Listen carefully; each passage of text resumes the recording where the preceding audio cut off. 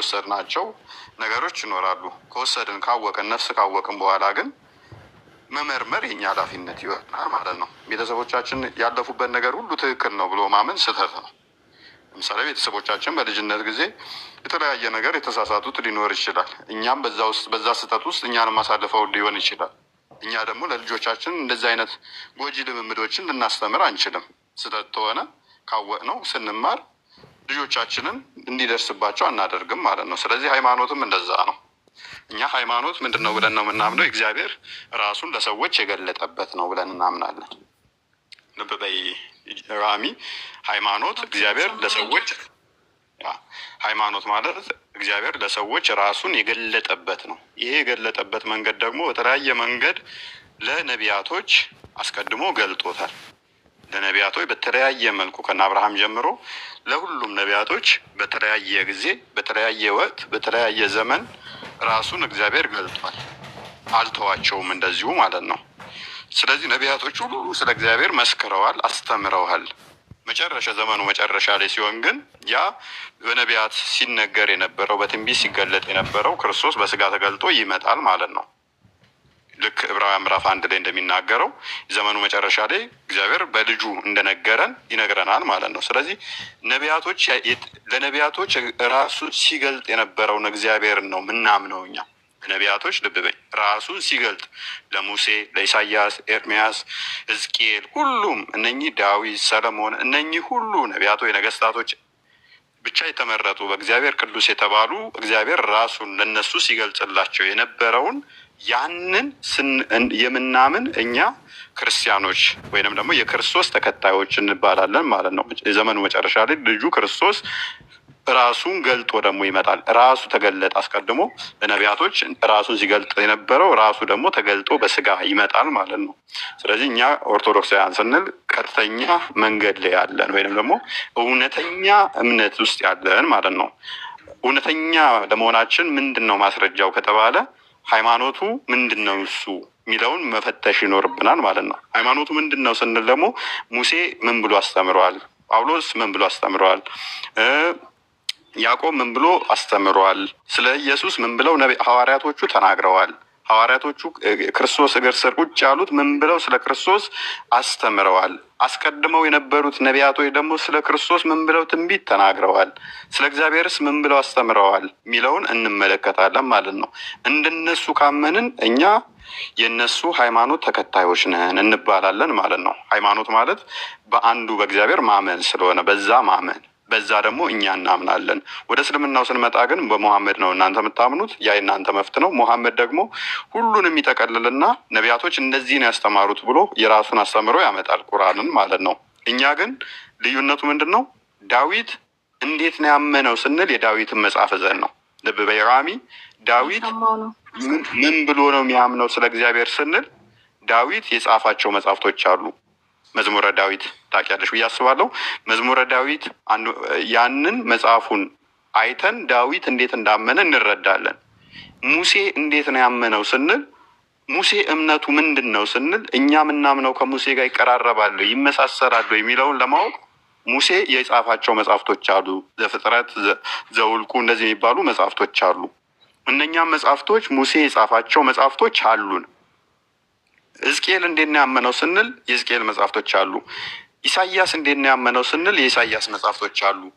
ስለ ክርስቶስ ስለ ኢየሱስ ክርስቶስ ምን ብለው አስተምረዋል ስንባል የኢየሱስ ደቀ መዛሙርቶች ወይንም ሐዋርያት የሚባሉ ሱራ 61 14ኛው አያ ላይ ሐዋርያት ይላቸዋል ቁርአኑም ማለት ነው። እነኛ ሐዋርያቶች የጻፉት መጽሐፍቶቹ አለን እኛ። እናንተ ጋር ስንመጣ ግን ምንድነው እነኛ ሁሉ መጽሐፍቶቹ የሉም። መጽሐፍቶቹ ሁሉ የሉም። የዳዊት የለም፣ የሰለሞን የለም፣ የሙሴ የለም፣ የኢሳያስ የለም፣ የያዕቆብ የለም፣ የኢየሱስ ሐዋርያት መጽሐፍቶች የለም። ግን ሙሐመድ የነገራችሁ ስለነሱ ሙሐመድ እንደዚህ ብሎ የተናገራቸው አሉ። እኛ ጋርስ መጽሐፍቶቻቸው ራሳቸው ስላለን እንዴት ነው ያመኑት ተብለን ስንጠየቅ ከመጽሐፍቶቻቸው ገልጠን ማሳየት እንችላለን። ስለዚህ ሙሴ እንዳመነው እኔ አምናለሁ ማለት ነው። ሙሴ ከዳዊት ጋር አይጣላም፣ ዳዊት ከሰለሞን ጋር አይጣላም፣ ሰለሞን ከሕዝቅኤል ጋር አይጣላም፣ ከኢሳያስ ጋር አይጣላም እያለ ይመጣና ከአዲስ ኪዳን ጸሐፊዎች ጋር አይጣሉም ማለት ነው። ስለዚህ ምናምነው ልክ እነሱ እንደሚያምኑት ይሆናል ማለት ነው። ስለዚህ እነሱ የሚያምኑ ከኛ ከምናምነው ጋር አንድ ይሆንና እግዚአብሔር አስቀድሞ ሃይማኖትን በገለጠው መልኩ ራሱን በገለጠው መልኩ ዛሬም ድረስ እኛ እናምናለን ብለን እናምናለን። ሙሐመድ ጋር ስንመጣ ግን እነኝን ሁሉ አስተምሮታቸውን ስህተት ነው ይልና አይ እንዲህ ነው ብሎ መጽሐፍ ተገለጠልኝ መጽሐፍ መጣልኝ ብሎ የተናገረው አለ። ያ ምን ይሆናል? የሙሐመድ ብቻ ይሆናል ማለት ነው።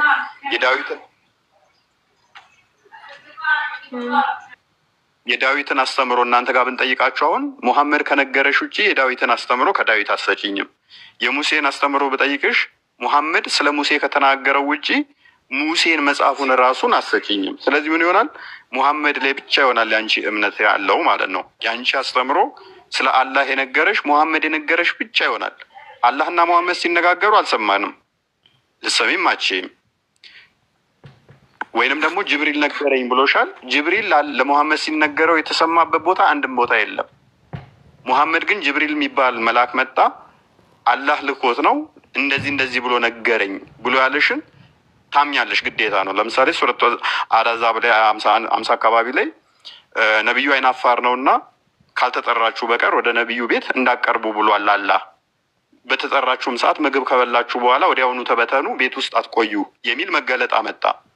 ይሄ የመጣበትን ስታይ አሁን ቤት ውስጥ ሙሐመድ መጥተው ዝም ብለው ሲጫወቱ ምግብ እየበሉ ዜነብን ያገባ ጊዜ ሲጫወቱ ሙሐመድ መገለጥ መጣልኝ አለ። ይህን መገለጥ ጅብሪል ነው ያመጣልኝ አላህ ልኮት ነው አለ። መገለጡ ምንድን ነው? እሱ ቤቴ ውስጥ አትቆዩ፣ ከቆያ ተበላችሁ በኋላ ከተጠራችሁም ወዲያውኑ ተበተኑ፣ ለወግ አትጫወቱ። ይሄ አላህ ምን ብሏል? ነቢዩ አይናፋር ነው እኔ ግን አላፍርም ውጡ ብሏችኋል ብሎ ራሱ ነው የሚነግራቸው። ይሄንን እውነት አሁን አላህ የሚባል አካል ለጅብሪል ነግሮ ጅብሪል ደግሞ ለሙሐመድ ንገር እንደተባለ ምንም ማስረጃ የለም። አይ ሙሐመድ ነው ራሱ ማስወጣት ፈልጎ እንደዚህ ያለው ብለን እኛ እንሞግታለን። አይ አይደለም እውነተኛ ጅብሪል አለ ለሚለው ግን ማስረጃ ማምጣት አይቻልም ማለት ነው። ስለዚህ የእኛ ምንድነው እሱ አንዱ ለአንዱ ይመሰካከራሉ። ቀደም እንዳልኩሽ የተለያዩ መጽሐፍቶች አሉን። እነኛ የተለያዩ ምስክርነታቸው ስለ አንዱ አምላክ ነው የሚመሰክሩት ማለት ነው። ሙሐመድ ጋር ስንመጣ ግን አንዱን አካል ብቻ ነው የምታምኙ። ልክ አሁን ደምሳሽ አለ። ደምሳሽ መጣና መጽሐፍ ተሰጥቶኛል፣ ፍቅር ሲዝም አምላክን መሰረታለሁ፣ ይሄ ደግሞ እውነተኛ አምላክ ነው አለ። አይ ማስረጃ ምንድን ነው ሲባል እኔ አልዋሽም ይላል። እንዴ እንደማትዋሽ በምን እናውቃለን ሲባል ራሱ ካጻፈው መጽሐፍ ውስጥ ደምሳሽ አይዋሽም የሚል ማስረጃ ያመጣልናል ማለት ነው። ይሄንንም አንተ እኮ ነው የተናገርከው ብለን ደምሳሽ ቻሌንጅ ስናደርገው አይ እኔ ከራሴ አልናገርም ይላል። ከራስ እንደማትናገር ምንድን ነው ማስረጃ ሲባል እሱ ከተናገረው እሱ ካጻፈው መጽሐፍ ውስጥ ደግሞ ይኸው ከራሱ አይናገርም ወይ ከሆነ እንጂ የሚል ደግሞ አሁንም መረጃ ከዛው መጽሐፍ ውስጥ ያመጣልናል። ይሄንንም እኮ አንተው ነው የተናገርከው ከአንተው ነው፣ ከዛው መጽሐፍ ውስጥ ደግሞ ከራሱ አይናገርም የሚል አሁንም ከአላህ ነው እንጂ የሚል ያመጣልናል። ልክ እንደ ሙሐመድ ደምሳሽም ማለት ነው። አሁን ይሄ ምንድን ነው እሱ እዛው ሰኩላር የሆነ እዛው ዙሪያ ጥምጥም የሆነ እንትን ይሆንብናል ማለት ነው፣ ሙግት ይሆንብናል። እኛ ጋር ስትመጪ ግን እንደዛ አይደለም። ቅድም እንዳልኩሽ ነቢያቶቹ ያስተማሩት አስተምሮ ሁሉም መጽሐፍቶቻቸው አለ። እነኛ መጽሐፍቶቻቸውን እዛን ግን የሰበኩትን ያስተማሩትን ማሳየት እንችላለን ማለት ነው።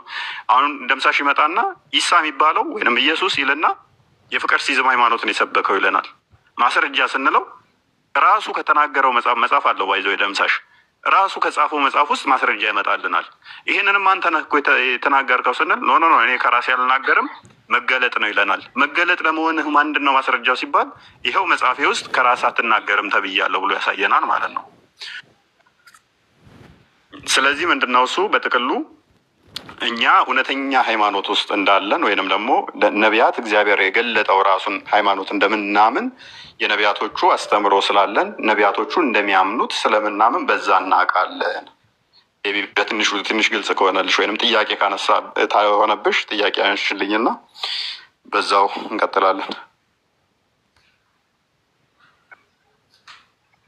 ኦኬ እሺ። አሁን እናንተ እኔ ሰማ ክርክር ላይ ማለት ነው ሲከራከሩ ምናምን ሰማለሁ እንጂ እኔ አሁን ለምሳሌ ብጠይቀኝ ማስረጃ የማቅረብ ችሎታ የለኝም ባይዘው ማለት ነው። እና እኔ ሰማ ግን እናንተ የምታመልኩት አምላክ ሳይሆን ኤርገማ ከነስ የምታመንተሉ ጀለም ያ ሳማ ኤርገማ ያኒ ፈጣሪ አይደለም የምታመልኩት ፈጣሪ አይደለም ተብሎ ይነገራል። እና ፈጣሪ ከሆነ እናንተ የምታምኑበት ፈጣሪ ከሆነ እስኪ ማረጃ ናፍ ኤሲ መልካም እሺ፣ ናኑ ተመለሽ ካለሽ ናኑ። አዎ ሰምቼሻለሁ። ኦኬ ናኑ ካለሽ ተመለሽ። እያለች ያለችው ምንድነው? እናንተ የምታመልኩት መልእክተኛ እንጂ አምላክ አይደለም እየተባለ ይባላል። ሰው የምታመልኩት ኢየሱስ አምላክ ሳይሆን ፈጣሪ ሳይሆን ፍጡር ነው፣ የተላከ ነው አይደለ? ጥያቄሽ የተላከ ነው። ስለዚህ የተላከ ስለሆነ ደግሞ የተላከን ነው እንጂ የምታመልኩት የፈጠረ ፈጣሪን አይደለም የሚል ነው። በመሰረቱ መላክ ማለት ራሱ ዲፋይን መደረግ አለ። መላክ ማለት አንድ ሰው ልጅ ለምሳሌ ተላከ ሲባል ከአንዱ ቦታ ወደ አንድ ቦታ የሆነ ነገር ለማድረስ ወይም የሆነ ነገር ለመግዛት መሄድ ነው አይደለ እህታችን? ስለዚህ አንድና አካል ላክሹ ሲባል ከአንዱ ቦታ ላይ ሲሄድ አንዱ ቦታ ይጎላል አይደለ? እንደዛ ነው። ምክንያቱም ላክሹ ሲባል ሱቅም ሊሆን ይችላል። ሱቅ ሲሄድ ለምሳሌ ከቤትሽ ይጎልና ሱቅ ቦታ ይገኛል ማለት ነው። ያ ስለዚህ ተላከ ሲባል ከአንድ ቦታ ሲቀነስ ወደ አንድ ቦታ ሲሞላ ማለት ነው። እኛ ደግሞ ምን ብለን እናምናለን መሰለሽ? እግዚአብሔር ወይም ፈጣሪ በሁሉ የሞላ ነው ብለን እናምናለን። በሁሉ የሞላ በሁሉ ያለ። ስለዚህ ተላከ ሲባል ከአንድ ቦታ ላይ ብድግ ብሎ ሲሄድ አንድ ቦታ ላይ የሚጠፋ እንደዛ ማለት አይደለም። ስለዚህ ክርስቶስ ወይም ኢየሱስ እንደው ተላከ የሚባል እንኳን በምንድን ነው የሚባለው? ምንድነው? እንዴት ነው እሱ የምንረዳው? ከአንድ ቦታ አንድ ቦታ ሲሄድ ወደ አንድ ቦታ ላይ ጎደለ፣ ከአንድ ቦታ ጠፋ ማለት አይደለም። መላክ ማለት እንደዛ በአማርኛው እንደንትኑ ከተረዳሹ እንደዛ እንዳትወስጂ ማለት ነው። መላክ የሚለውን መገለጥ በሚል እንረዳዋለን ማለት ነው። ለእኛ በሚታይ መልኩ በሚዳሰስ መልኩ በስጋ ተገለጠ ማለት ነው። መገለጥን ተላከ በሚል ትረጁና ክርስቶስ ፈጣሪ ነው ወይ ሁሉን የፈጠረ እሱ ነው ወይ ወደሚለው እንመለስ። አዎ የፈጠረው እሱ ነው። አንዴ እንትና መጽሐፍ ቅዱስ ክፈትልኝ። አንድ መጽሐፍ ስልክ የለኝም፣ ትርፍ ስልክ የለኝም፣ የገባሁባት ላይ ብቻ ስለሆነች አንድ መረጃዎች አንዴ ክፈትልኝ። የትኛውን መረጃ እንድታሳኝ እንደምፈልግ ታውቃለህ? አሁን ለምሳሌ በእኛ ሃይማኖት ሲጠየቁ የሚያቀርቡት ቃል በቃል ማለት ነው። አላህ ምን ይላል? እኔ ግን ብዙ የሰማሁትን ያየሁትን ነው። አና ረቡኩሙል አዕላ ብሎ አላህ በአፉ ያወራው ቃል በቃል አለ እና የእናንተም ደግሞ እኔ አምላክ ነኝ፣ እኔን ማምለክ አላችሁ፣ እኔም ማምለክ አለባችሁ የምለውን ቃል በቃል እንድታሳይ እፈልጋለሁ። አንጎፍታ ለዋንቴፍ እና አበዱ ቀብደን ይነገበሩ ቀብደን ያንጎፍታ ኬሰን ይደጀሉ ናገር ሲሲ ሳይሆን እኔ ፍጡር ሳልሆን አምላክ ነኝ የምለውም ቃል በቃል እንድታሳይ እፈልጋለሁ። መልካም። እሺ ምንድነው እሱ? ክርስቶስ እኔ ፍጡር ሳልሆን እኔ አምላክ ነኝ ያለበትን፣ እኔ ጌታ ነኝ ያለበትን፣ እኔ ረቢ ያለበትን፣ እኔ አምላክ ነኝ፣ እኔ ጎፍታ ነኝ፣ ጌታ ነኝ ያለበትን አሳየኝ አይደለ ጥያቄሽ? መልካም። አንድ ሚዩት አድርጊልን። እሺ ክርስቶስ ሁሉን የፈጠረ አምላክ ነው። ሁሉን የፈጠረ አምላክ ለመሆኑ ደግሞ ዮሐንስ ወንጌል ምዕራፍ 1 ላይ አስቀድሞ በመጀመሪያ ቃል ነበር፣ ቃልም በእግዚአብሔር ዘንድ ነበር፣ ቃልም እግዚአብሔር ነበር ካለን በኋላ ቁጥር 3 ላይ ሁሉ በእርሱ ሆነ፣ ከሆነውም አንዳችስ እንኳ ያለ እርሱ የሆነ የለም ይላል። አንዴ ክፈትልኝ።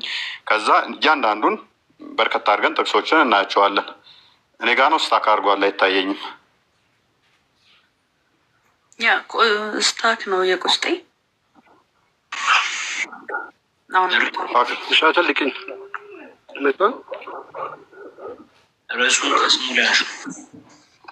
እሺ በቃ ችግር የለውም። እሺ አንዴ ክፈትልኝ። እሺ ክርስቶስ ማለት ቃል ማለት ነው። ያ ቃል ደግሞ ሁሉ ነገር የፈጠረ ሁሉን ያስገኘ መሆኑ መጽሐፍ ቅዱስ እንደዚህ ይላል። ሁሉ በእርሱ ሆነ፣ ከሆነውም አንዳች እንኳ ያለ እርሱ አልሆነም ይላል። ሁሉ ነገር በማን ነው የሆነው? ራሚ በቃል ነው አይደለ? ሁሉ በእርሱ ሆነ ይላል።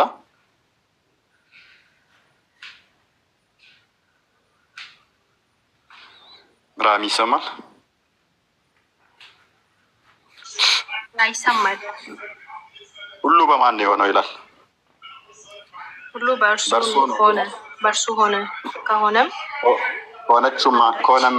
አንዳች እንኳ ያለ እርሱ የሆነ የለም ይላል። ስለዚህ ሁሉ ነገር የሆነው በእርሱ ነው አይደለ?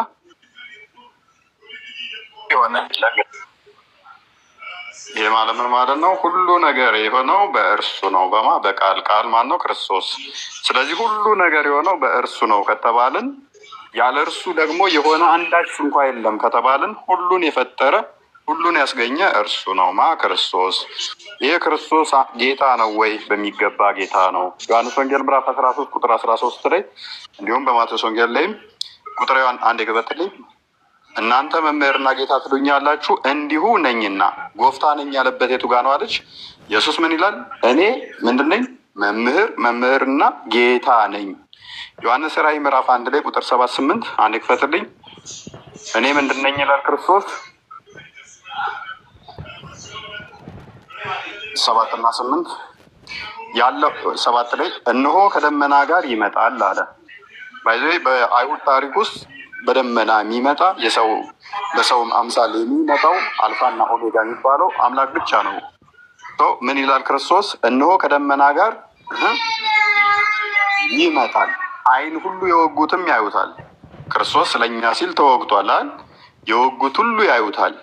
ምድርም የምድር ወገኖች ሁሉ ስለ እርሱ ዋይ ዋይ ይላሉ። ምን ይላሉ? ዋይ ዋይ ይላሉ። አዎን አሜን።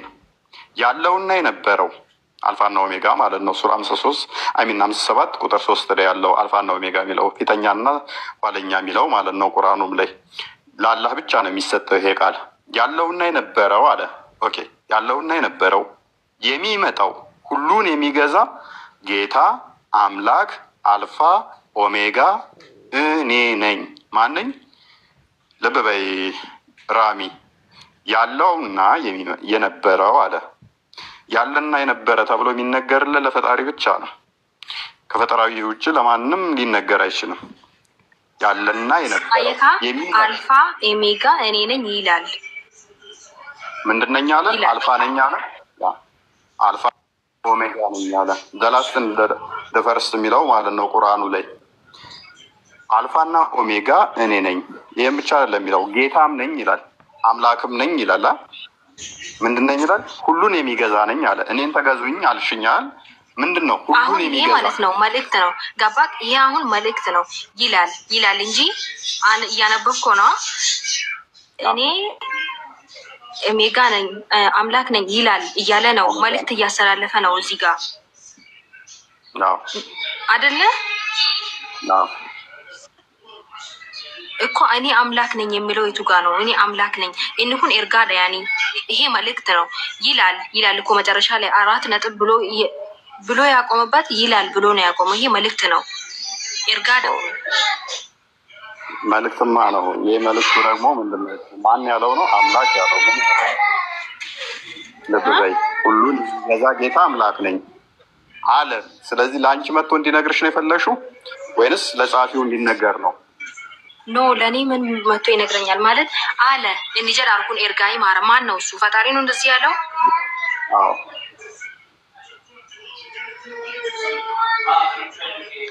ምክንያቱም ለምን መሰለሽ፣ አሁን ለምሳሌ ቁርአናችሁ ላይ በሉ ይላል፣ በሉ ይላል። እንደዚህ አለ አላህ ብሎ ተቀምጧል። ለአንቺ አይደለም የሚነገረዋል፣ ለሙሐመድ ነው የሚነገረዋል። ሙሐመድ ጅብሪል አላህ ለጅብሪል ነገረው፣ ጅብሪል ደግሞ ለሙሐመድ ተብሎ የተቀመጠው እንዲህ በሉ ይላል የሚሉ ቃላቶች ተቀምጠዋል። ስለዚህ የተቀመጠው ለማን ነው? ለእንትኑ ነው የተነገረው ማለት ነው። ስለዚህ ያለውና የነበረው የሚመጣው ምን ይላል? ያለውና የነበረው ጸሐፊው ሳይሆን ይህንን የሚለው ያ አካል ተናጋሪው ነው ያለው። ምን አለ? ያለውና የነበረው የሚመጣውም ሁሉን የሚገዛ ልብ በይ ተገዙኝ ያለበት የቱ ጋ ነው? ሁሉን የሚገዛ ጌታ አምላክ አልፋ እና ኦሜጋ እኔ ነኝ ይላል። ምን ይላል? ሁሉን የሚገዛ እኔ ነኝ ይላል። ሁሉን የሚገዛ ከተባለ ግልጽ ነው። ተገዙኝ ምናምን ሁሉን የሚገዛ እኔ ነኝ አለ። በቃ ሁሉን እገዛለሁ አለ። አለቀ ማለት ነው። አልፋና ኦሜጋ ማለት አልገባሽም? ቤቢ ያ እኔ እሱ አባባሉ ገብቶኛል እኮ። ሁሉን የሚገዛ እኔ ነኝ ይላል። እኔ ነኝ ብሏል እኮ። እኔ ነኝ ይላል የሚለው ነገር ያኔ ይላል ሲል እኮ መልእክት እያስተላለፈ ነው። እኔ እዚህ ጋር የገባኝ ማለት ነው። አመ ፈኬኛፍ ኤርጋት ዮ ኤርገምቴ ጌስቲያት ኤርጋ ከነ ደበርሳ ጅርተ ማሌ ካንኬሚት ይቹ ኤርጊቹ ካንኬሚት ያኒ ገባ መጨረሻ ላይ ይላል ያለው ነገር ነው ግራ ይገባኝ። እሺ ይሄንኛው የጻፈው እኮ ዮሐንስ ነው። ይሄንን የጻፈው ኢየሱስ ሳይሆን ዮሐንስ ነው የጻፈው። ይሄንን አገኘሽኛው? ኢየሱስ የተናገረውን ልብ በይ። ኢየሱስ የተናገረውን ዮሐንስ ነው እየጻፈልን ያለው። ኢየሱስ አይደለም ይሄን የጻፈው። ኢየሱስ ለዮሐንስ ነግሮት ነው። ኢየሱስ ለዮሐንስ ነገረው፣ ዮሐንስ ደግሞ ይሄንን ለኛ ነገረን። አሁን አግኝተሽኛል? ያ ግን ነው እንደዛ ነው። ቁጥር 17 አድርግላት።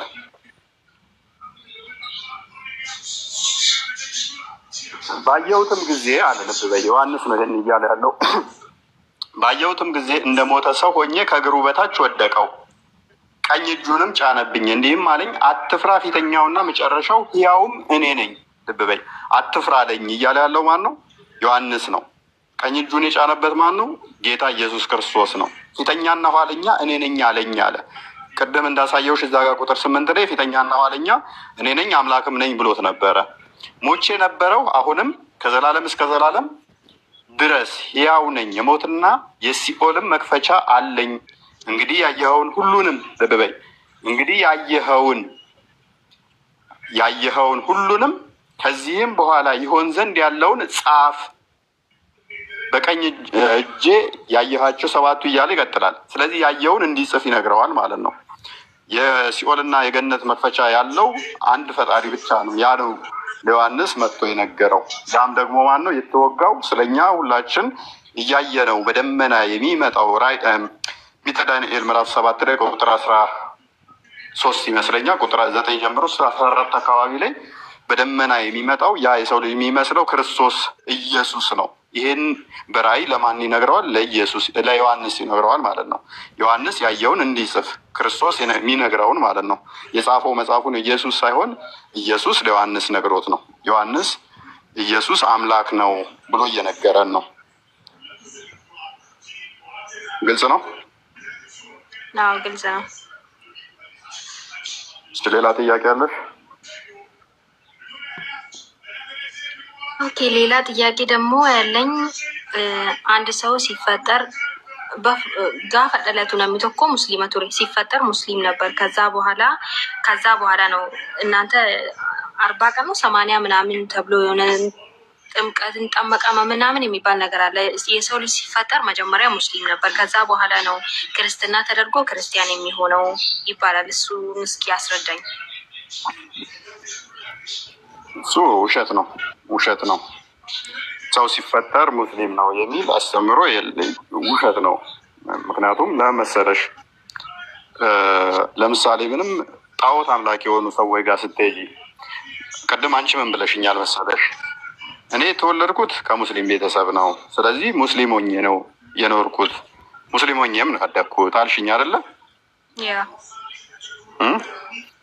ቤተሰቦችሽ ቅድም ተዛኔ ምን አልኩሽ? ሁላችንም እውነት ነው ቤተሰቦቻችን ባሳደጉን ሃይማኖት ውስጥ ነው የምንቀጥለው አልኩሽ አይደለም? አየሽ፣ ክርስቲያን ስትሆኚ ቤተሰቦችሽ ክርስትናን ነው አስተምረው የሚያሳድጉሽ። ሳታቂ ሳታምኝ ደግሞ እምነት አለ እንዴ? የለም። ለማመን ማወቅ አለብሽ አይደለ? ለማወቅ ደግሞ ማገናዘብ መቻል አለብሽ።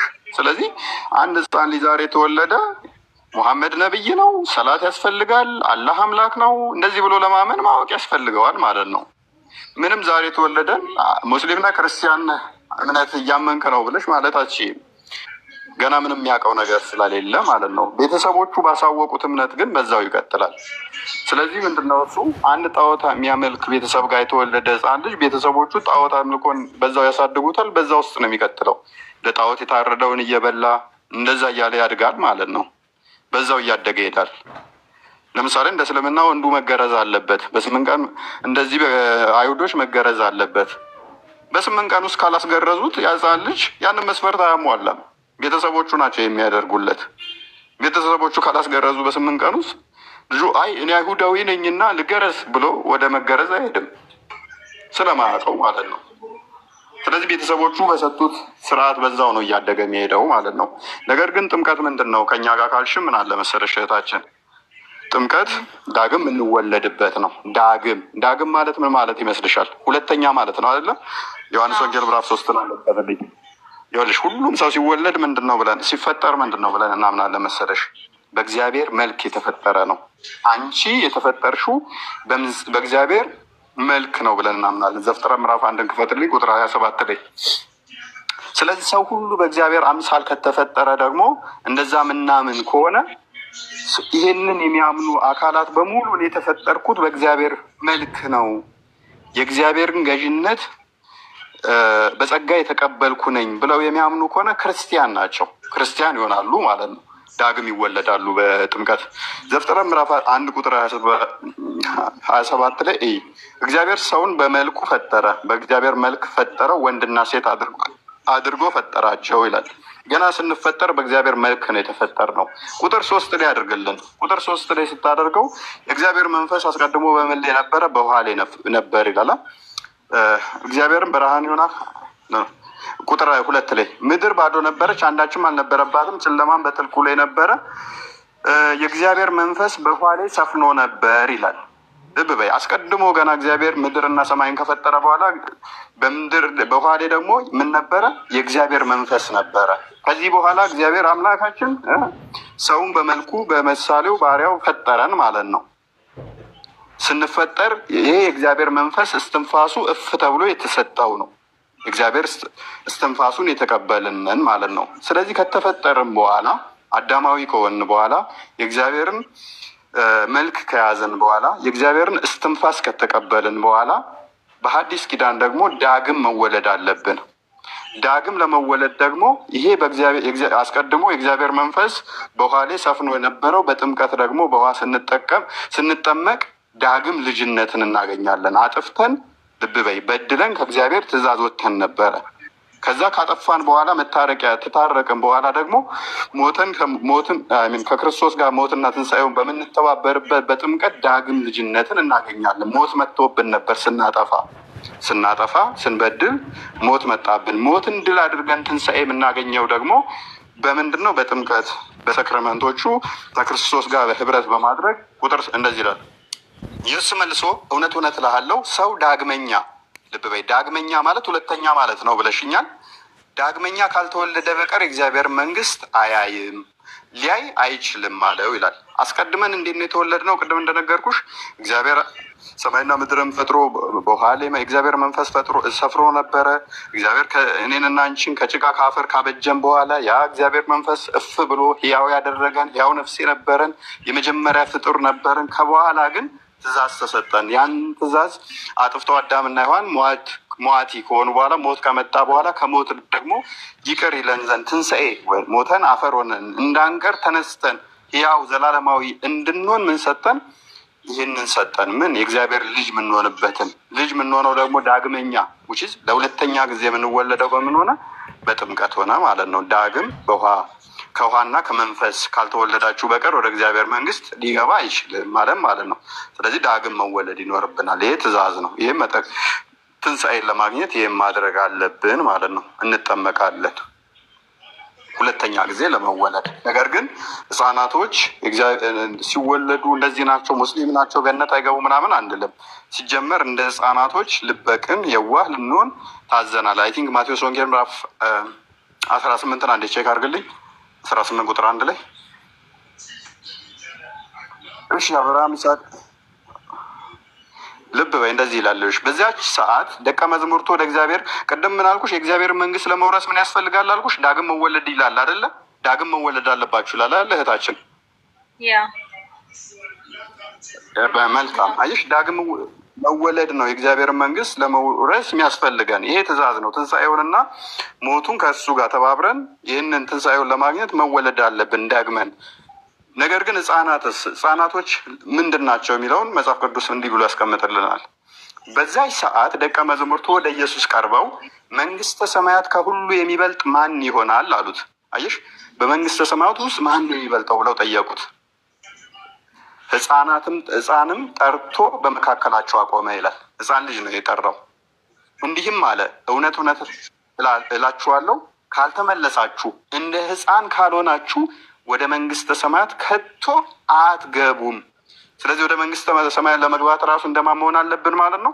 እንደ ሕፃን። ምክንያቱም ሕፃን ልባቸው ንጹሕ ነው አይደለ እህታችን? ቂም የለባቸውም፣ በቀል የለባቸውም፣ ተንኮል የለባቸውም፣ ሐሰት የለባቸውም፣ ውሸት የለባቸውም፣ ክፋት የለባቸውም አይደለ?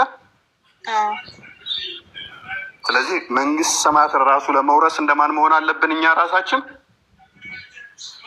ሕፃን መሆን፣ እንደ ሕፃናት መሆን። ሕፃን መሆን አንችልም፣ ግን እንደ ሕፃን መሆን አለብን። ቅድም እዛ ጋር ስታይ ዳግም ተወለዱ ይላል አይደለ? ዳግም ተወለዱ ዳግም ተወለዱ ይላል አይደለ? ሰው ልጅ ዳግም ተወለዱ ይላል። ዳግም ተወለዱ ሲል ልብ በይ፣ አስቀድመን ተወልደናል ከእናትና ከአባታችን። ነገር ግን ኒቆዲሞስ ይጠይቃል፣ እንዴ ሰው ካረጀ ከሸመገለ በኋላ ወደ እናቱ ማህፀን ገብቶ እንዴት ሊወለድ ይችላል ብሎ ይጠይቃል ክርስቶስን። ዳግም ተወለድ ሲለው ማለት ነው። ከዛ በምን ትወለዳለህ አለው፣ በውሃ እና በመንፈስ ብሎ ይለዋል ማለት ነው። አስቀድመን እንዴት ተወልደን ነበር? ከእናት ከአባታችን ተወልደን ነበረ። ስለዚህ እንደ ሕፃናት ንጹሕ መሆን ደግሞ አለብን። አንቺ ካመንሽ በኋላ ካደግሽ በኋላ ካወቅሽ በኋላ አምስቱን እንትኖች ትተገብሪያለሽ። አርካን ኦፍ እስላም የሚባሉትን ትተገብሪያለሽ አይደለ? ለምሳሌ ሕፃን ልጅን ስገድ ትይዋለሽ? አይባልም።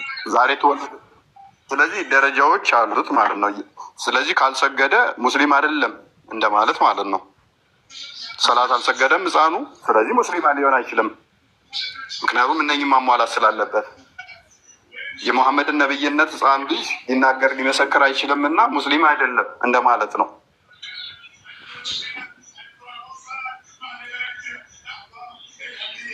ቤቢ ግልጽ ነው? አዎ ግልጽ ነው።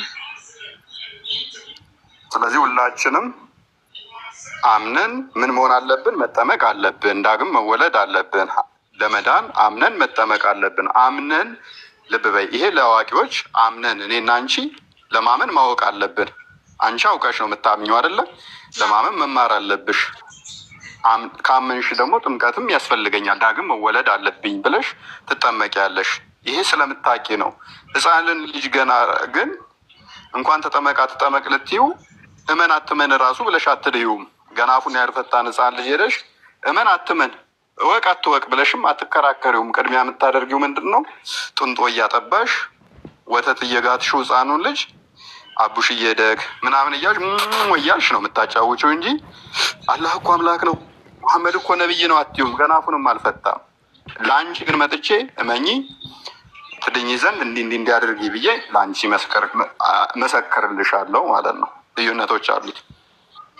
ግልጽ ነው? አዎ ግልጽ ነው። እና ይሄን ይመስላል። በጣም አመሰግናለሁ። እሺ፣ ሶስተኛ ጥያቄ አለሽ? ቀጣይ ጥያቄ ሌላ? አዎ ቀጣይ ጥያቄ ያለኝ አምላካችሁ ተሰቅሎ ተሰውሯል። አሁን ላይ ተሰውሯል፣ ግን ዳግመኛ ተመልሶ ይመጣል።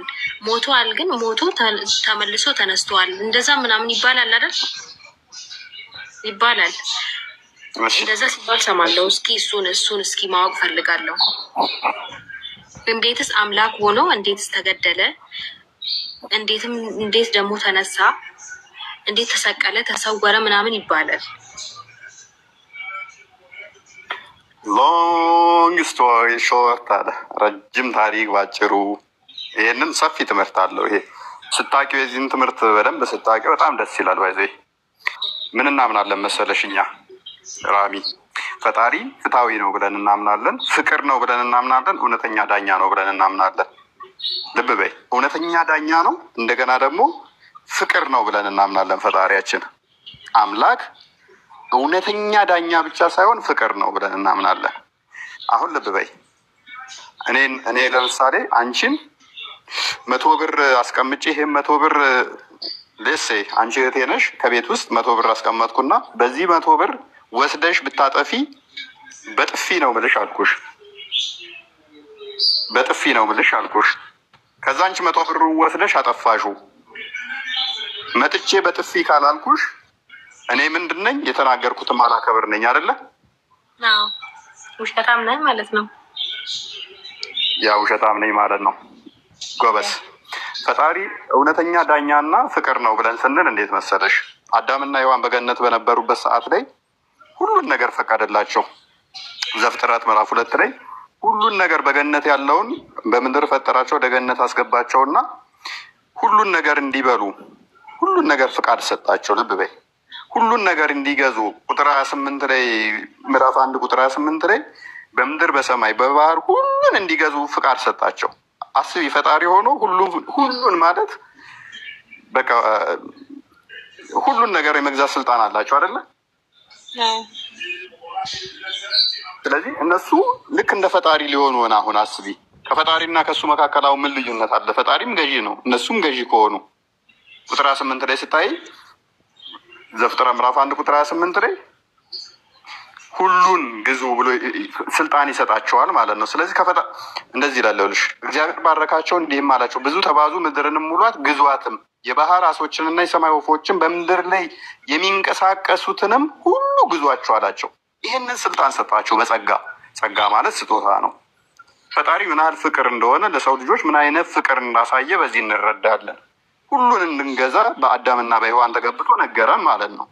አዳምና ሔዋን ይህ ሁሉ ስልጣን ከተሰጣቸው በኋላ ዘፍጥረት ምዕራፍ 2 ላይ ወደ ገነት ያገባቸውና በገነት ውስጥ እንደ ልባቸው እንዲሆኑ ሁሉን እንዲገዙ ሁሉን ተተፈቀደ ሁሉን ገነትን እየተንከባከቡ እንዲበሉ እንዲጠጡ፣ ነገር ግን አንዲትን ዛፍ ብቻ እንዳይበሉ ከለከላቸው። አንዲቷ ዛፍ ብቻ እንዳይበሉ ከለከላቸው። ይህን ለምን አደረገ?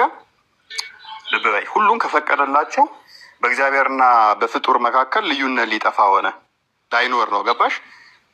ምክንያቱም እሱ ሁሉን የሚገዙ ከሆነ ለፈጣሪ ላይ ገዙ ነው ማለት ነው። ለፈጣሪ መገዛታቸውን ፍቅራቸውን የሚገልጹበትን ግን አንዲት ድንበር ታስፈልግ ነበረ። ያቺ ድንበር ምንድነች? እችኛዋን አትብሉ፣ ነገር ግን ይላል መልካምና ክፉን ከሚያሳውቅ ዛፍ አትብሉ፣ ከእርሱ በበላችሁ ቀን ሞትን ትሞታላችሁ አላቸው። አስቀድሞ ምን ብሏቸዋል? ሁሉን በገነት ዛፍ ብሉ። ልብ በይ፣ እግዚአብሔር አምላክም ሰውን እንዲህ ብሎ አዘዘው፣ ከገነት ዛፍ ሁሉ ትበላለህ፣ ነገር ግን መልካምና ክፉን ከሚያሳውቅ ዛፍ አትብላ፣ ከእርሱ በበላ ቀን ሞትን ትሞታለህ ብሎ አዘዛቸው። እቺ የፍቅር ትእዛዝ ተብላ ትታመናለች በእኛ። ሁሉም ፈቀደላቸው፣ ሁሉን ገዙ አላቸው። በምድር በሰማይ ሁሉን የሚንቀሳቀሱትን ስልጣን ከሰጣቸው በኋላ ግን እነሱ ደግሞ ለፈጣሪ ተገዢ መሆናቸውን ለፈጣሪ ታዛዥ መሆናቸውን ለማሳየት እችን ትእዛዝ ሰጣቸው። እነሱ ግን ዘፍጥረት ምዕራፍ 3 ክፈትልን። ዘፍጥረት ምዕራፍ 3 ላይ ስትሄጂ እችን ትእዛዝ መጠበቅ ተሳናቸው። እባብ ይመጣና ሔዋንን ምን ይላታል? ልብ በይ፣ እባብም ምን ይላታል? እባብም ለሴቲቱ ነገር ግን ሴቲቱም አለች ኖ በእውኑ እግዚአብሔር ከገነት ዛፍ ሁሉ ልብ በይ ሁሉ እንዳትበሉ አዟልን አላት። እግዚአብሔር ግን ምንድን ነበር ያለው? ልብ በይ፣ ቅድም ያነበብኩልሽን እንዳትዘነጊ። በገነት ካለ ዛፍ ሁሉ ብሉ ነው ያላቸው። ሁሉ ትበላላችሁ፣ ነገር ግን መልካምና ክፉ የሚያሳውቀውን እንዳትበሉ ነው ያላቸው። እባብ ደግሞ ገልብጦ ነው ያመጣው። ልብ በይ፣ ሁሉ እንዳትበሉ አዟል ብሎ ጠየቃት። ሁሉ ብሉ፣ ነገር ግን መልካምና ክፉ እንዳያሳውቀው እንዳትበሉ ነው ያለው እግዚአብሔር። እባብ ደግሞ ኔጌቲቭ አደረገውና ሁሉ እንዳትበሉ አዟልን አላት። ሴቲቱም ለእባቡ አለችው በገነት ካለው ዛፍ ፍሬ እንበላለን፣ ዛፍ ፍሬ እንበላለን ያለችው፣ ሁሉ እንበላለን አላለችም። ነገር ግን ብላ ነበር መቀጠል የነበረባት እግዚአብሔር እንዳዘዛት። ቃሉን ሸረፈችው ገና እሷ ማለት ነው። ነገር ግን በገነት መካከል ካለው ዛፍ ፍሬ እግዚአብሔር አለ እንዳትሞቱ ከእርሱ አትብሉ አለ፣ አትንኩትም አለን። አትብሉ አትንኩትም አለን አለች። እግዚአብሔር አትንኩ ብሎ አላዘዘም፣ አትብሉ ነው ያለው። ሕጉን ጠበቀችው። እግዚአብሔርን ክፉ ኃይለኛ ቁጡ ለማስመሰል ዛፉን አትንኩም ብሎ አዞናል አለች። ውሸት። እግዚአብሔር አትብሉ ነው እንጂ አላት፣ አትንኩ አላላትም ነበረ። እግዚአብሔርን ግን የሆነ ጨቋኝ ለማስመሰል ምን አደረገች እሷ? እንዳትሞቱ ከእርሱ አትብሉ አትንኩትም ብሎናል አለች። ቁጥር 4 ላይ እባብ ለሴቲቱ አላት ሞትን አትሞቱም አለ። አየሽ፣ እግዚአብሔር ከበላችሁ ትሞታላችሁ ብሎ ነበረ። እባብ ደግሞ ምን አለ? አትሞቱም አለ። ቅድም እንዳልኩሽ ነው አሁን። ስለዚህ አሁን እባብ አትሞቱም አለ፣ እግዚአብሔር ደግሞ ትሞታላችሁ አለ። ከበላችሁ ማለት ነው። አሁን የማን ትክክል ይሆን? ከዛ በኋላ ምን ሆነ? ከእርሱም በበላችሁ ቀን ዓይኖቻችሁ እንዲከፈት እንደ እግዚአብሔር መልካምና ክፉን እንድታውቁ እንድትሆኑ እግዚአብሔር ስለሚያውቅ ነው እንጂ ከበላችሁ እንደ እግዚአብሔር ትሆናላችሁ አላት። አየሽ፣ ከበላችሁ እንደ እግዚአብሔር ትሆናላችሁ እንጂ ሞትን አትሞቱም አላት። እግዚአብሔር ደግሞ ከበላችሁ ትሞታላችሁ ብሏታል። አየሽ ሔዋን ምን ያህል ሞኝ እንደሆነች ልብ በይ። አሁን እግዚአብሔር የነገራትን ትታ ከእባብ ጋር ድርድር ውስጥ ገብታለች፣ ከሴጣን ጋር ማለት ነው። ሔዋን ብልጥ ብትሆን ኖሮ ራሚዬ ምን ማድረግ ነበረባት? እዚህ ጋር እውነት ይህንን በልተን እግዚአብሔርም እንሆን ከሆነ አንተ ራስህ ይህንን ምክር ምመክረን ለምን በልተህ እግዚአብሔርን ሳትሆን ብላ መጠየቅ ትችል ነበረ። አየሽ እባብ ራሱ ለምን አንተ በልተህ እግዚአብሔርን አትሆንም እኛ ምመክረን? አንተ ሴጣን ውሸታም ራስ እግዚአብሔርን መሆን ሳትችል እኔን እንዴት እግዚአብሔር መሆን ትችላላችሁ?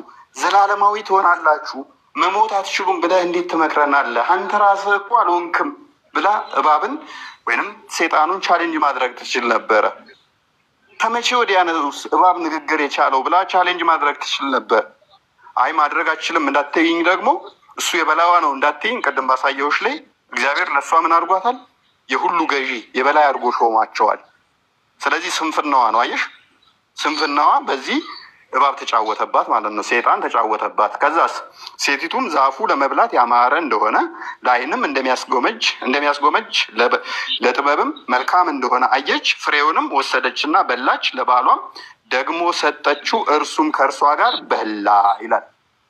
አየሽ አሁን በጣም በሚያሳዝን ሁኔታ እግዚአብሔር እንዳበሉ ያሉትን ጣሱ፣ ሕግ ተላለፉ። እግዚአብሔር የሰጣቸውን የፍቅር ትእዛዝ ጥሰው ሁሉም ፈቅዶላቸው ሳለ ያችን አትብሉ ለእኔ መገዛታችሁ ፍቅራችሁ የምታሳዩበትን ነው ያለውን ጥሰው ልክ እንደ እግዚአብሔር ለመሆን የእባብን ወይንም የሴጣንን ንግግር ሰምተው እግዚአብሔርን ካዱትና ሴጣንን አመኑ። የሴጣንን ንግግር ሰሙ ማለት ነው። በዚህ ምክንያት እግዚአብሔር ካልገደላቸው ራሚያውን ማይክ ታነሻለሽ። ልብ በይ እግዚአብሔር አስቀድሞ ምን ብሏቸዋል? ከበሉ ይሞታሉ ብሏል አይደለ? ራሚዬ ብሏል። ሴጣን ደግሞ ምን ብሏል? ከበላችሁ አትሞቱም ብሏል አይደለ? ብሏል አይደል? ያ ብሏል። ስለዚህ እግዚአብሔር እውነተኛ እንዲሆን ምን መሆን አለባቸው? አዳምና ሔዋን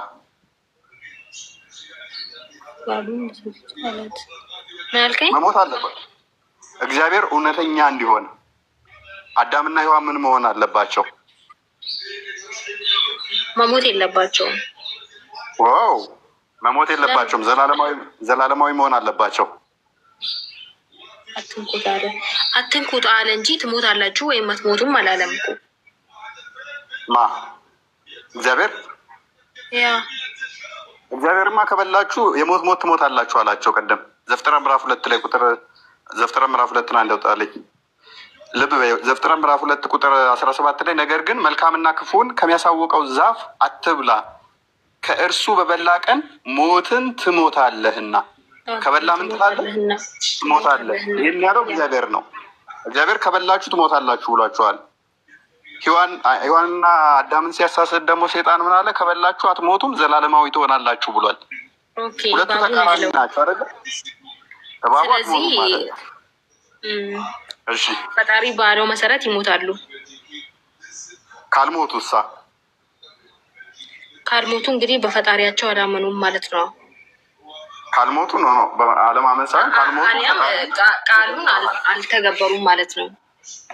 ካልሞቱ ምን ይሆናል መሰለሽ? ካልሞቱ እባብ የተናገረው ትክክል ይሆንና እግዚአብሔር የተናገረው ውሸት ይሆናል። ምክንያቱም እባብ ምንድን ነው ያለው? ከበላችሁት አትሞቱም አለ።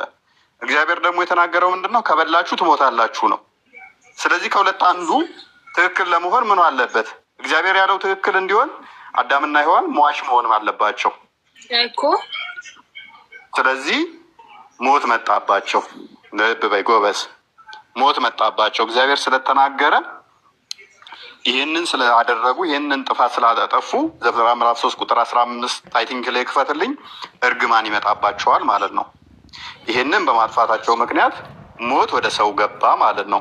በአንተና በሴቲቱ መካከል ልብ በይ በዘርና በዘሯ መካከል ጠላትነትን አድርጋለሁ፣ እርሱ ራስን ይቀጠቅጣል፣ አንተም ሰኮናውን ትቀጠቅጣለህ የሚል እርግማን መጣ ማለት ነው። በአንተና በሴቲቱ በዘርና በዘሯ መካከል የተባለው ይሄ በኋላ መጣበታለሁኝ። ክርስቶስ እንዴት እንደተሰቀለና ለምን መሰቀል እንዳስፈለገው ከዚህ ይነሳል ማለት ነው። ከዛ ቁጥር 17 ላይ አዳምንም አለው ይኸውልህ የሚስትህን ቃል ሰምተሃልና ከእርሱ እንዳትበላ ካዘዘው ዛፍም በልተሃልና ምድር ከአንተ የተነሳ የተረገመች ትሁን። ምድር ምን ትሁን? ከአንተ የተነሳ የተረገመች ትሁን። በሕይወት ዘመንህም ሁሉ በድካምህ ከእርሷ ትበላለህ። እሾህና ማኬላ ታበቅልብሃለህ፣ የምድርም ቡቃያ ትበላለህ። ወደ ወጣህበት መሬት እስክትመለስ ድረስ በፊትህ ወዝ እንጀራን ትበላለህ። ስለዚህ ወደ ወጣበት ምድር መመለስ አለበት ማለት ነው። ይመለሳል አይደል? አዳምና ሔዋን ተረገመ። ወደ ወጣህበት ምድር ትመለሳለህ ተባለ። ምክንያቱም ሔዋን የተገኘችው ከአዳም ነው። ከአዳም ተተገኘች፣ ምድር ተረገመች ከነሱ የተነሳ። ምድር ከተረገመች ደግሞ አዳምና ሔዋን የተገኙት ደግሞ ከምድር ነው። ምድር ከነሱ የተነሳ ተተረገመች ደግሞ እርግማኑ እነሱ ላይ ዘላለማዊ የሆነው ተጣብቆ እንዳይቀር እርግማኑ ምን ላይ ያረፈ? ምድር ላይ ያረፈ ማለት ነው። እግዚአብሔር ርኅሩህ አዛኝ በመሆኑ ምክንያት እርግማኑ ወደ ምድር አደረገው። ስለዚህ እነሱ ከምድር የተበጁት ስጋቸው ነው። ስጋቸው ወደ ምድር ሲመለስ ነፍሳቸው ከፈጣሪ ነችና ወደዛ ትመለሳለች ማለት ነው። ስጋቸው ወደ ምድር ይገባል ማለት ነው። ወደ አፈር የሚመለስ ሆነ። ስለዚህ እግዚአብሔር እውነተኛ ዳኛ ስለሆነ አዳም ሔዋን በመብላታቸው ምክንያት እርግማኑ አፕላይ ሆነባቸው። ወደ ምን? ወደ አፈርነት እንዲመለሱ፣ ወደ አፈር እንዲገቡ፣ እንዲሞቱ ሆኑ ማለት ነው።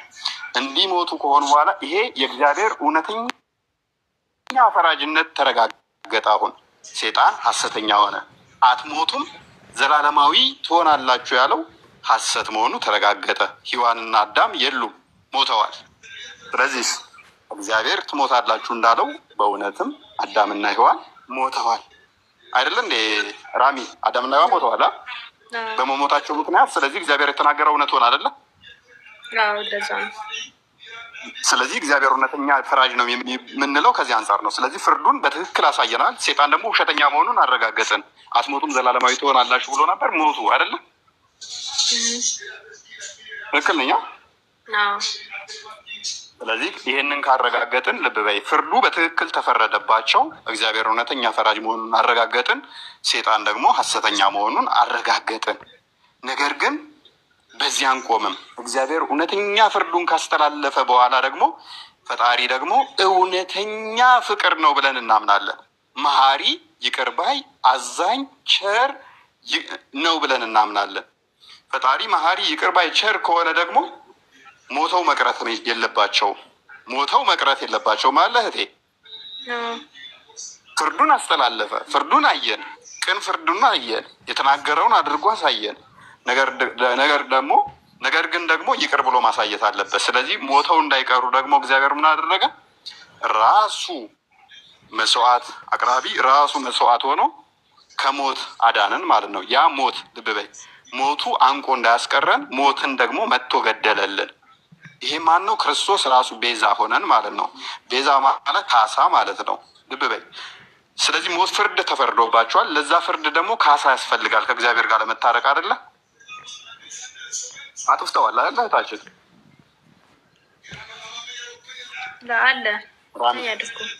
አጥፍተዋል አይደለ? ካጠፉ ደግሞ ካሳ ያስፈልጋል አይደለ? ካሳውን ደግሞ ለፈጣሪ ማንም መካስ አልቻለም። ማንም ማለት ነው። ምክንያቱም 100 ብር ዕዳ አለብሽ እንበላ እንጂ 100 ብር ዕዳ እያለብሽ የ100 ብር ዋሱኝ ብትባይ ለሌላ ሰው ዋስ መሆን ትችያለሽ? እንዴት? አልችልም እንጂ አልችልም። ምክንያቱም አንቺ ራስሽ ገና የ100 ብር ዕዳ አለብሽ አይደለ? ስለዚህ ሰው ሁሉ ሞት የሚባለው ዕዳ ነበረበት። ያንም ሞት የሚደመስስ ከሰው ከፍ ያለ ምን ያስፈልገናል መሰለሽ? ያ ዕዳው ከዕዳው ነፃ የሆነ ያስፈልገናል አይደለ? ከዕዳው ነፃ የሆነ አካል ያስፈልገናል፣ የሁላችን ዕዳ መደምሰስ የሚችል። ያ ደግሞ የሰው ልጅ አልተቻለውም። ያንም ማድረግ የሚችል ጠፋ። ስለዚህ በስጋ ክርስቶስ ተገለጠ። አምላክ በስጋ ተገለጠና ሰው ምን ለመሆን ነበረ? እባብና ሔዋንን ያሳሳታት እግዚአብሔርን ለመሆን ነበር አይደለ? እህታችን ብትበሉ እንደ እግዚአብሔር ትሆናላችሁ ነው ያላት አይደለ? መሆን ችለዋል እንዴ? አልቻለም። አልቻሉም።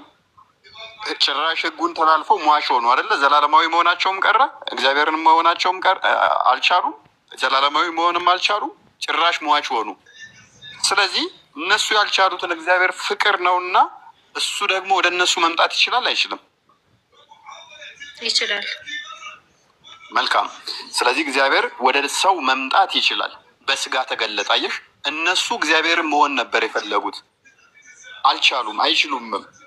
እግዚአብሔርን ለመሆን ዘላለማዊ ለመሆን ነበር ፍላጎታቸው። እንደማይችሉ አሳያቸውና እግዚአብሔር ግን ፍቅር ነውና በስጋ ተገለጠ። መገለጥ ነው። ልብ በይ፣ በስጋ ተገለጠ። እግዚአብሔር በስጋ ተገለጠ። ልክ ዕብራውያን ምዕራፍ 1 ይክፈትልኝ። እዚሁ ለሽ ቆይ እዚሁ ተወውና መልካም። እሺ ቀጥል። እሺ ያው ከጥንት ጀምሮ እግዚአብሔር በብዙ አይነትና በብዙ ጎዳና ለአባቶቻችን በነቢያት ተናግሮ አለ። ለነቢያት አስቀድሞ በብዙ በነቢያት ተናገረ።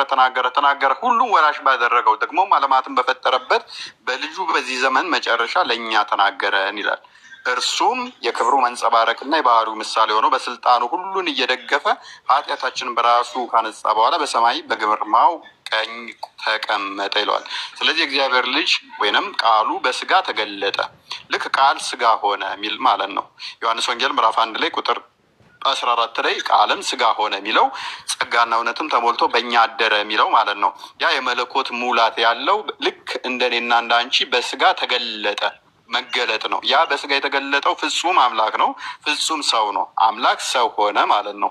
በስጋ ተገለጠ።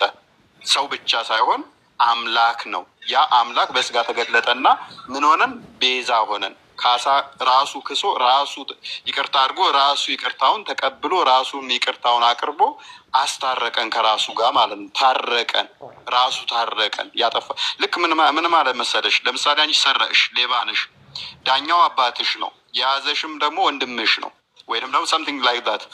ከዛ አንቺን የ1 ዓመት ክስ ፍርድ ፈረደብሽ። አባትሽ ነው፣ የ1 ዓመት ፍርድ ፈረደብሽ። እየሰማሽ ነው አይደል ራሚ? አዎ እየሰማሁ ነው። አባትሽ ሌባ መሆንሽን አይቶ ዝም ቢልሽ አባትሽ ጤናማ ህግ ፈራጅ አይደለም አይደለ? ነገር ግን የ1 ዓመት ፍርድ ፈረደብሽ። ፍርዱ ተገቢ ነው እንበል፣ ወይንም የ10 ዓመት ፍርድ ፈረደብሽ። ወይንም ይህንን ፍርድ ደግሞ በገንዘብ ከተባለ 100 ሺህ ብር መክፈል አለብሽ እንበል። 100 ሺህ ብር መክፈል አልቻልሽም። አባትሽ አንቺን ነጻ ብሎ ካሰናበተ አባትሽ እውነት ፍርዱን ትክክለኛ ፈራጅ ነው ማለት እንችላለን አባትሽን? አይቻልም። ነገር ግን እንዲስ ቢያደርግ ፍርዱን ፈረደብሽ 2 ዓመት ራሱ ቅጣቱን ከፍሎ እኔን ነጻ ማውጣት ይችላል። ቤስት አንቺ 2 ዓመት ፈረደብሽን ወይንም 100 ሺህ ብር መክፈል አለብሽ አለ። አንቺ መክፈል አልቻልሽም። ከዛ ራሱ ከፈለና ነጻ ወጣሽ። ፈርዶብሽ ራሱ ከፍሎ ነጻ ወጣሽ። አባትሽ ትክክለኛ ፍርድ አልፈረደም ማለት እንችላለን? ትክክለኛ ነው የፈረደው ነው የሚባለው። ግን አባትሽ ፍቅር አይደለምስ ማለት እንችላለን? አይቻልም። አባትሽ ለአንቺ ፍቅር ነው፣ እንደገናም ደግሞ ትክክለኛ ፍርድ ፈርዶብሻል። እግዚአብሔር የሚያደረገው እንደዛ ነው። ፍርዱን ፈረደ፣ ይቅር ባይ ነውና ራሱ ደግሞ ራሱ እኛ የፈለግነውን እግዚአብሔር መሆን እኛ መሆን ባንችለውን ራሱ መጥቶ ካሳ ካሰለለኛ ሞተን እንዳንቀር ሞትን ደግሞ ገደለልንና ኖ ሞታችሁ አቀሩም ትነሳላችሁ። ቅድም ትሞታለህ ነበር ያለው አለ ዘፍጥረት ላይ ቅድም ባሳየው ዘፍጥረት ምዕራፍ 2 ቁጥር 17 ላይ ከበላ ትሞታለህ ነው የሚለው አይደለ? ትነሳለህ አይልም፣ ትሞታለህ ነው የሚለው አይደለ? አይልም። ሲፈርድበት አስቀድሞ ሲነግረው ምንድነው እሱ ካጠፋ ትሞታለህ አለው። አሁን ግን ሞቶ እንዳይቀር ከፈረደበት በኋላ ደግሞ ኖ ሞተ ብቻ አትቀርም፣ እኔ ፍቅር ነኝና ፈርጄብሃለሁ፣ ነገር ግን ትነሳለህ። የምትነሳውም እንዴት ነው? እኔ ካሳውን እክስልሃለሁ። ራሴው ልክ አባትሽ ለአንቺ እዳውን ከፍሎ ነፃ እንደሚያወጣሽ ክርስቶስ ራሱ መጣና ነፃ ወጣን ማለት ነው። ዮሐንስ ወንጌል ምዕራፍ 20 ቁጥር 28 ላይ ክፈትልኝ፣ ፈጠን ላድርገው ምንትራም ስላሉ ጊዜ እንትን ለማለት ዮሐንስ ወንጌል ምዕራፍ 20 ነው ያልኩህ። ማቴዎስ ወንጌል ማቴዎስ 20 28 28 እንደዚህ ይላል። ክርስቶስ ስለ ራሱ ሲናገር እንዲህም አለ፣ የሰው ልጅ ሊያገለግል ነፍሱንም ለብዙዎች ቤዛ ሊሰጥ እንጂ እንዲያገለግሉት አልመጣም አለ። ቤዛ ሆኖ ነው ይሞተል። ራሱ ቤዛ ሆኖ አዳነን። ቅድም ብዬሻለሁ አይደለ? ቤዛ ማለት ምትክ ወይንም ካስ ራሱ ሚክስ ማለት ነው። ክርስቶስ ሊያገለግለን ነው የመጣው። ሲመጣ ክርስቶስ ለእኛ ቤዛ ሊሆን አየሽ። አባትሽ ቅድም ለአንቺ 100,000 ብሩን ሊከፍል ሲሄድ ምንድን ነው እሱ መልሶ እንደ ዳኛ ሆኖ ሳይሆን እንደ ካሳ ከፋይ ሆኖ ነው አይደለ? አስቀድሞ ሲፈርድብሽ እንደ ዳኛ ሆኖ ነው የፈረደብሽ። ወንጀለኛ ነሽ ብሎ ነው አይደለ? አሁን ደግሞ ሲክስሽስ ለአንቺ 100,000 ብሩን ሲከፍል ደግሞ ለአንቺ ጠበቃ ሆኖ ነው አይደለ? ለአንቺ ዋስትና ሆኖ ዋስ ሆኖች ነው አይደለ? ያንን እዳ ከፍሎ ያወጣሽ። ክርስቶስም እንደዛው ለእኛ ቤዛ ሆነን በተመሳሳይ ማርቆስ ወንጌል ምዕራፍ 10 ቁጥር 45 ላይ ራሱ ሊያገለግለን ቤዛም ነፍሱን ለእኛ ቤዛ ሊሆን እንደሰጠን፣ ቤዛ ማለት ምትክ ለእኛ ሞታችንን ሞቶ ሊደመስስልን እንደመጣ ይነግረናል ማለት ነው። በአንደኛ ቆሮንቶስ ምዕራፍ 15 ላይም በተመሳሳይ ሞትን በሞቱ እንደሻረለን አንደኛ ቆሮንቶስ ምዕራፍ 15 ቁጥር ስንት ላይ ከ20 አካባቢ ይመስለኛል። ክርስቶስ ካልተነሳ ምናምን ትንሣኤ ሙታን ሞትን እንደሻረልን ቁጥር ስንት ላይ